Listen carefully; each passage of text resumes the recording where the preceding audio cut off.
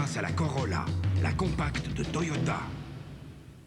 5, 4, 3, 2, 1, 50, gauche 20 pour droite 25, droite 25, pour gauche 25, gauche 25, droite 25 moins sur gauche 30, 25 moins sur gauche 30, sur Lyon 30 plus. Bienvenue dans Champions 99 numéro 41 de cette 6e saison. Nous sommes en Italie, sur la Riviera italienne, sous le soleil, dans l'arrière-pays de San Remo pour assister au Rallye de San Remo. Rallye de San Remo qui va être extraordinaire, vous le savez. Mitsubishi est actuellement en train de chasser derrière Toyota en championnat du monde des marques. Les Toyota seront pilotés ici par Didier Auriol et Carlos Sainz. Le Français Didier Auriol, qui est actuellement en tête du mondial des pilotes à égalité avec Tommi Mäkinen, va vouloir profiter de ce Rallye de San Remo pour inquiéter Tommi Mäkinen. Ce sera l'un des intérêts de cette 12e manche du championnat du monde des rallyes. On est à 2 manches de la fin et tout est encore possible. Chez Mitsubishi, Tommi Mäkinen veut aussi être champion du monde, bien sûr. Et puis il y a un intérêt particulier pour nous Belges, c'est Freddy Loax qui est dans la 2e Mitsubishi Group A, qui doit absolument réaliser quelque chose d'intéressant ici en Italie, sous le soleil. On l'espère en tout cas pour lui. Attention, ce Champions spécial San Remo va être particulièrement passionnant. Le rallye vient de se terminer et nous vous offrons déjà en exclusivité tout sur le déroulement de ce rallye mondial tout à fait exceptionnel. Sur les bords de la Riviera Italia, le Finlandais Tommi Mäkinen et le Français Didier Auriol vont s'observer de près, même si le pilote Toyota s'en défend. Je crois que ce n'est pas une compétition entre Tommi et Didier Auriol, c'est une compétition entre une douzaine de pilotes ici. Il y a beaucoup de pilotes qui peuvent gagner et donc ça va être quand même très dur de marquer des points.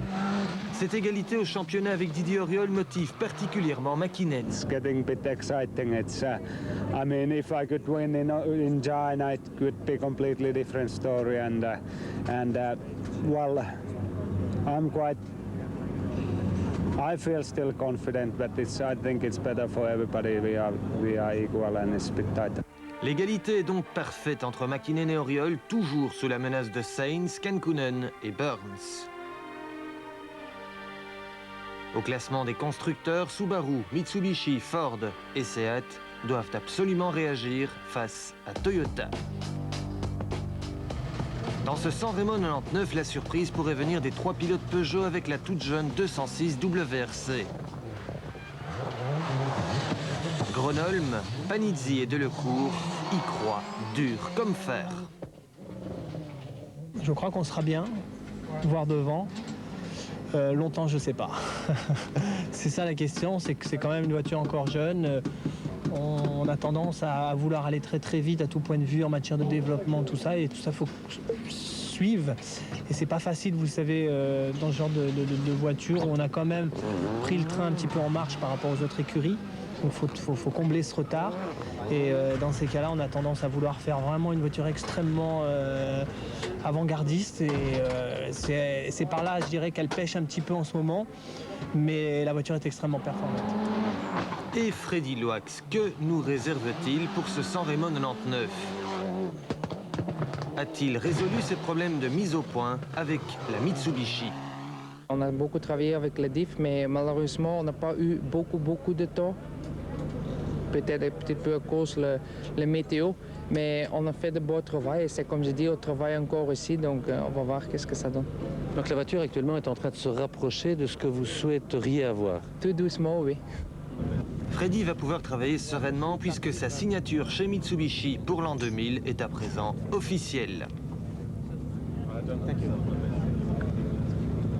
There's a lot of speculation, but I can confirm categorically that Freddy Loax will be driving for us next year on all 14 rounds of the World Championship. Autres Belges, autres ambitions au San Remo, Chris Prinsen et l'équipe de Willy Place disputent leur premier rallye mondial sur asphalte avec la Renault Maxi Mégane. Une seule envie pour eux, se faire remarquer. Ben oui, mais on n'est pas ici pour gérer, hein. On est ici pour attaquer, donc on va attaquer, ça c'est sûr. Attaquer full. Ouais, ça ne sert à rien de sortir dans la première ou la deuxième spéciale, mais on va quand même, je dis, on va partir peut-être à 98%, mais dès la deuxième ou la troisième spéciale, on va quand même rouler à 100%. Oui. Pendant ce temps, Freddy Loix évacue son stress en suivant les exploits de Frank Vandenbroek au championnat du monde cycliste. Mais le Belge ne gagne pas. Freddy est déçu. Ben voilà, Freddy, c'est pas Vandenbroek. Non, c'est dommage. Allez, quand même, il est avec le test, mais bien sûr, on va gagner, c'est dommage. Ça va être pour la prochaine fois. Chez Peugeot, on a d'autres soucis. On vient d'apprendre que François Delecourt écopera d'une pénalité de 2 minutes avant de prendre le départ. Disons que François, il y a un jour ou deux, comme tous les soirs, fait du vélo et a emprunté une spéciale en vélo pour entretenir sa forme. Et puis on a appris par la suite que la direction de course avait été informée de ce fait.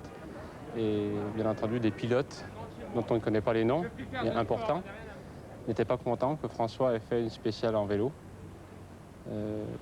On croyait que c'était une blague, et ce n'était pas une blague puisque c'est allé jusqu'au collège des commissaires qui ont décidé que c'était assimilable à des reconnaissances, faut pas rire, et nous inflige une pénalité de 2 minutes. Donc Peugeot a fait appel, l'appel est en suspensif, on part avec les compteurs à 0 et ça sera jugé en appel d'ici une semaine ou 15 jours. De toute manière, pour moi, il était hors de question de prendre le départ avec 2 minutes. C'est du délire, on nage en plein délire. En plus de ça, il s'agit d'une montée qui fait 17 km de col. Vous êtes dans un tel état physique que vous n'êtes pas là pour regarder la route et être bien au milieu de la route pour essayer de monter le plus droit possible. Enfin bref, je crois qu'il n'y a même pas à justifier là-dessus, tellement c'est ridicule. Donc il n'y avait pas attention de tricher, il n'y a pas de préjudice. Surtout pas tricher, puisque je suis passé devant les commissaires, j'ai salué tout le monde. Et je remercie les commissaires, puisque ça ne vient pas d'eux. Et je vous garantis que le P a bien été porté par les autres constructeurs.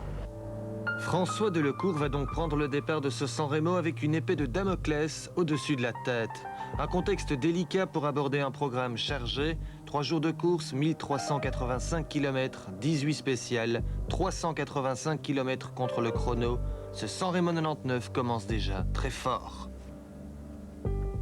Voilà donc tout ce qu'il faut savoir sur le rallye de San Remo 1999 avant son départ. Pour rappel, c'est important, je le souligne, au moins 10 pilotes peuvent le gagner et on espère que Freddy Loix se glissera dans la lutte pour la victoire. On espère aussi en Formule 2 que Chris Prinsen pourra viser le podium. Et enfin, en groupe N, nous suivrons attentivement les évolutions des fils de Guy Colsoul, Bob et Tom. Voilà, maintenant on peut entrer dans le cœur de l'action. Attachez bien vos ceintures et serrez-les très fort car ça va attaquer super fort dès le premier centimètre de la première spéciale. Première spéciale, François Delecourt démarre le couteau entre les dents. 64 mètres droite à fond, bref, 50 mètres droite à fond, 50 mètres gauche à fond, bref, 100 mètres droite à fond, longue, à 20 mètres, touche à 85 en épingle.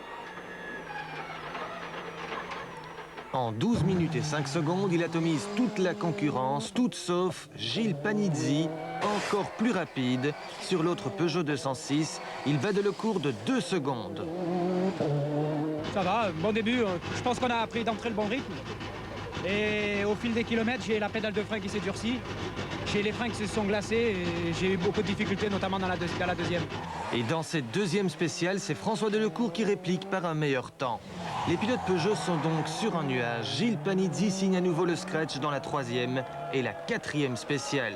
En droite 95 plus corde, dans gauche 90 bref. Droite à fond sur gauche à fond, corde. En droite à fond court, 80 mètres, droite 95 de plus. Derrière, Philippe Bugalski et sa Citroën Xara pointent déjà à 22 secondes. Colin McRae le suit, 1 seconde derrière. La 3e Peugeot, celle du Finlandais Marcus Gronholm, est 5e. 6e à 29 secondes du leader, Tommi Mäkinen est en lutte avec Didier Auriol. Les co-leaders du championnat du monde sont en bagarre pour la 6e place.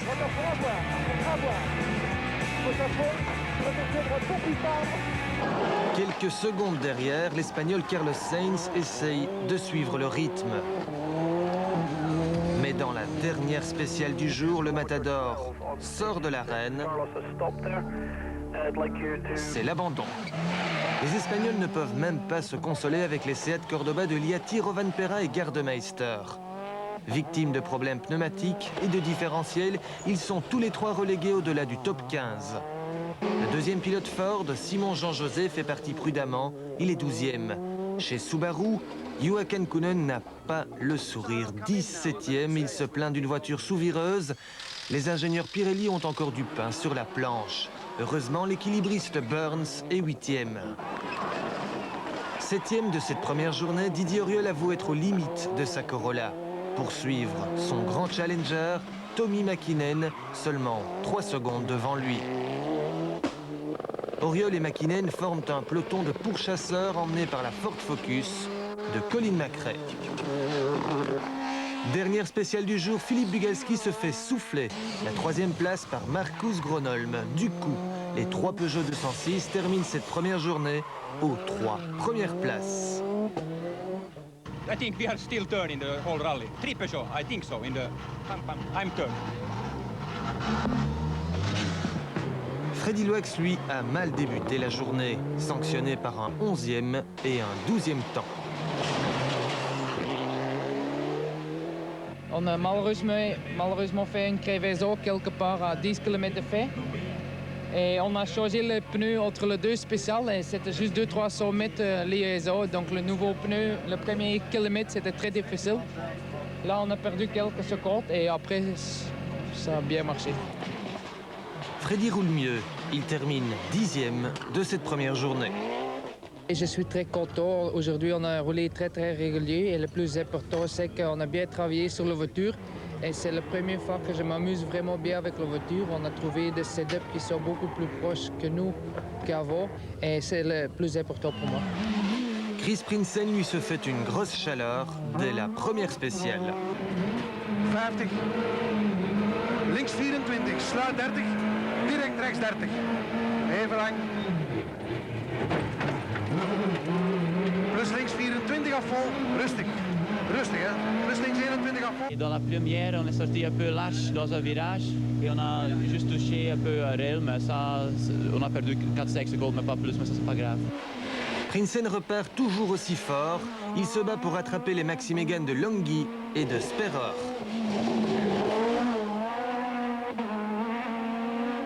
Par contre, Chris peut déjà rayer de sa liste d'adversaires la Hyundai de Kenneth Eriksson qui est sortie et abandonne. Notre jeune pilote Renault Belgique apprend à gérer ses pneus sur les longues spéciales. 80 links, 15 lang à fond. Prinsen termine la première journée 6e en 2 roues motrices. Derrière la Citroën Xara et le 2306 et on se bat avec la Mégane ici devant nous. Donc maintenant je pense qu'il a 19 secondes ou quelque chose comme ça d'avance. Donc demain on va essayer de le prendre. Les frères Colsoul sont 17e en groupe N après avoir été arrêtés par la police et pris une pénalité. Retour en tête où les Lions de Peugeot entretiennent le suspense puisque François Delecourt souffle la première place à Gilles Panizzi dans la dernière spéciale. On ne voulait pas faire d'erreur, on en a fait une petite. À un moment donné, le pare-choc arrière il est passé trop près d'un pont. Donc il fallait absolument rester toute la journée vigilant. Il y avait quand même des endroits piégeux, il y avait un peu de boue, un peu de gras, de l'humidité. Et dans ces conditions, c'est vrai que la voiture est fabuleuse parce qu'on n'est pas en tête par hasard non plus. Est-ce que vous souffrez pour faire ces temps-là? Est-ce que la voiture souffre? On souffre, nous, physiquement. Il faut, notamment dans la dernière spéciale, aller chercher vraiment l'énergie au fond des tripes. Il faut essayer de se motiver. Daniel, 2-3 fois, m'a remotivé en me disant « Vas-y, c'est bon, vas-y, c'est bon ». Et ça m'aide énormément. Au classement de cette première journée, Delecourt a 2 secondes d'avance sur Panizzi, 29 sur Gronholm et Bugalski, McRae 5e, Mäkinen 6e, 10e Freddy Loax à 57 secondes, 25e Prinsen, 62e les frères Colsoul.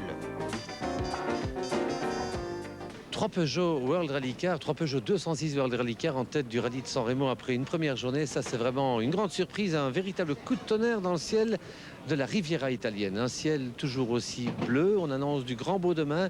Il va donc faire très chaud sur les routes de la deuxième journée pour la grande réplique des Ford, Subaru, Mitsubishi et Toyota contre la domination Peugeot. Au programme de la deuxième journée, 168 km sur des routes beaucoup plus glissantes dans la région d'Aquiterme. François Delecourt est bien réveillé, il signe le premier meilleur temps. Les Peugeot poursuivent leur domination puisque Gilles Panizzi est le plus rapide dans la deuxième spéciale. Derrière, Philippe Bugalski dégringole à la 10e place suite à des problèmes de direction et de motricité sur ce sol plus humide. Mais toute notre attention se porte sur une autre d'euromotrice, la Renault Maxi Mégane de Chris Prinsen. Dès la première spéciale, Chris roule avec un différentiel cassé. La Mégane est inconduisible. Oh. Ja. We gaan het aan, pak de handrem.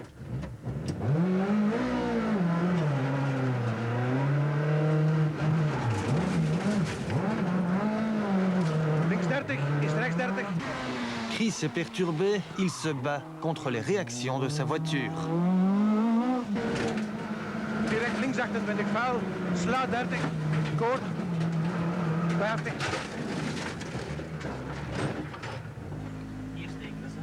Auto, man. À l'arrivée de la spéciale, son équipe est inquiète. Le temps passe, les minutes sont longues. Son assistance essaye de le localiser sur une carte. Après moult recherches, les mécaniciens de EMI retrouvent la Mégane.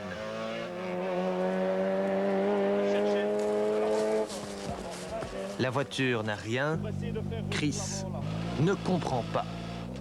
Quand tu veux pas. On tire sur le berceau, ça va ça? Ben voilà, Chris. Autour du longeon? Petite sortie de route, mais sans dégâts, mais la voiture est là et c'est fini. Oui, c'est fini. Je ne sais pas ce qui s'est passé déjà depuis, après 2-3 km. La voiture est vraiment très difficile à conduire.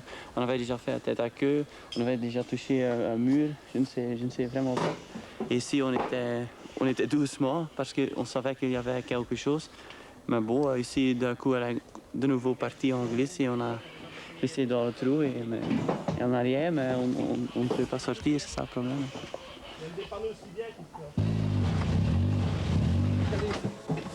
On prend un virage, ça se met...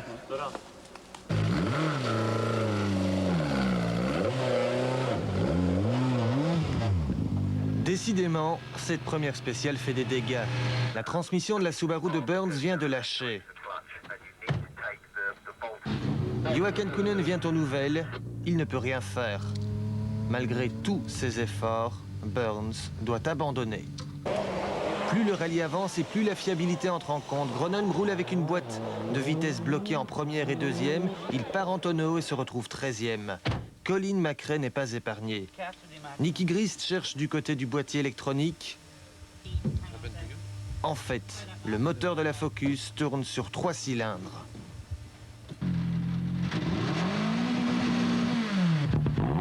McRae repart.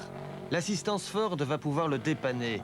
Le problème résolu, l'Écossais revient et signe un scratch. En tête, François Delecourt a creusé l'écart. Il a 16 secondes d'avance sur Gilles Panizzi, qui a commis une petite faute. 15 de plus corde. 80 mètres, gauche. Là, le rythme, il n'y en a qu'un, c'est pédale de droite à fond, et puis après, on fait les comptes à l'arrivée. Toujours en tête.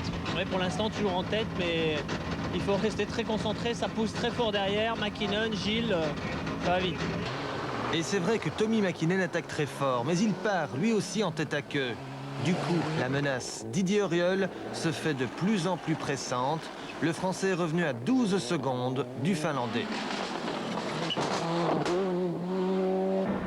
Gauche à fond de corde, rail gravier à voir. Sur léger droite, sur gauche à fond de corde, sur le down, sur attention gauche 5 plus corde, rail gravier humide. En ce début de deuxième journée, Freddy Loax va mieux. Il est remonté de la 10e à la 5e place, malgré quelques problèmes de différentiel avant bloqué. On va essayer d'attaquer, mais on doit quand même faire attention parce que les spéciales sont très piégeux, donc on doit surtout terminer.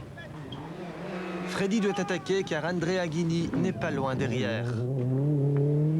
En tête, Tommy McKinnon hausse le rythme. Il signe 2 meilleurs temps et rentre dans une phase de concentration extrême.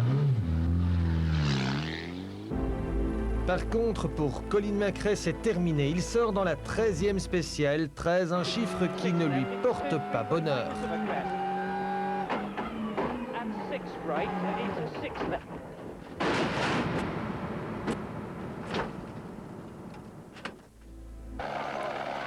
Au volant d'une Mitsubishi qui lui convient de mieux en mieux, Freddy Loax distance Andrea Aghini en signant notamment un 3e et un 4e meilleur temps.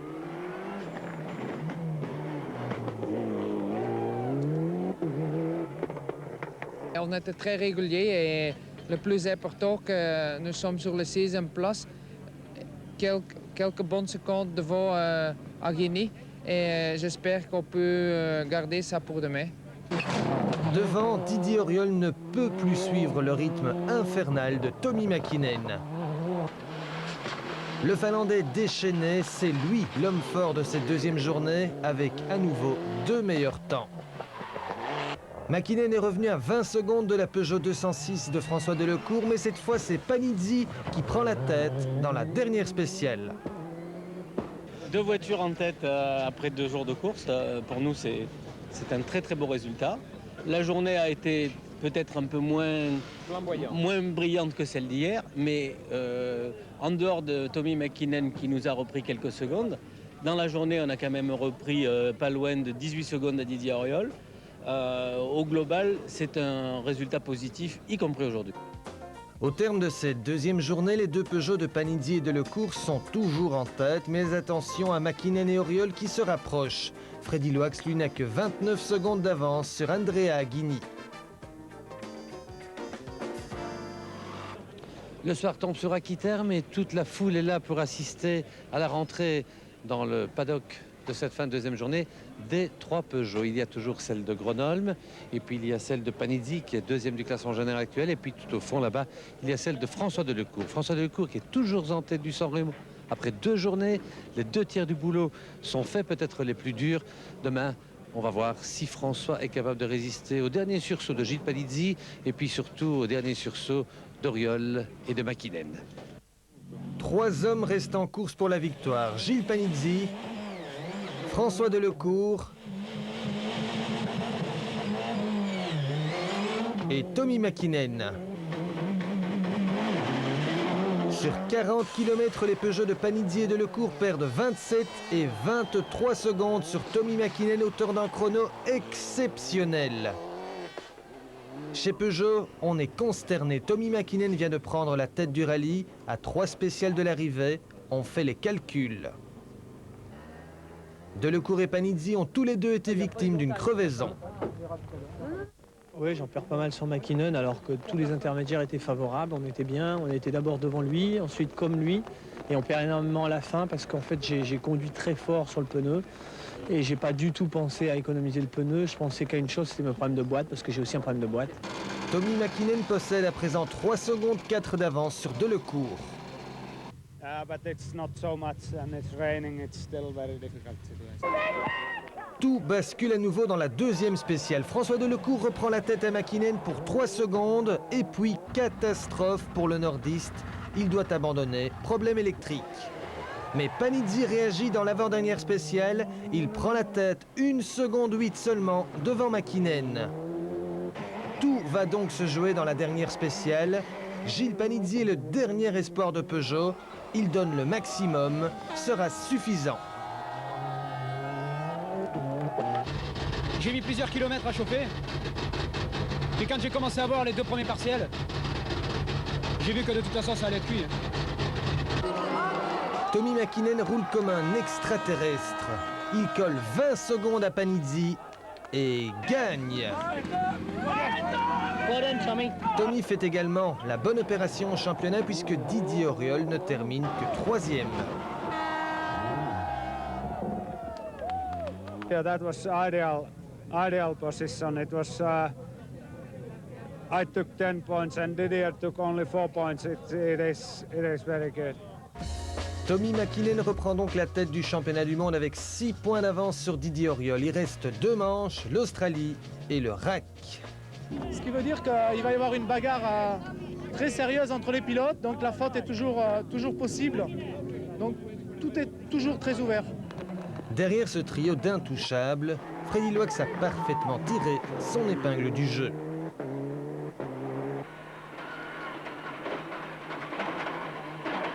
En 50 op gepast.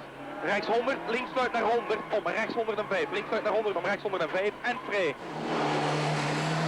Freddy rentre une Mitsubishi intacte à San Remo et les points précieux de la 4e place pour son employeur. On a pas mal roulé, on a beaucoup appris. Et bien sûr, il y a encore beaucoup de travail.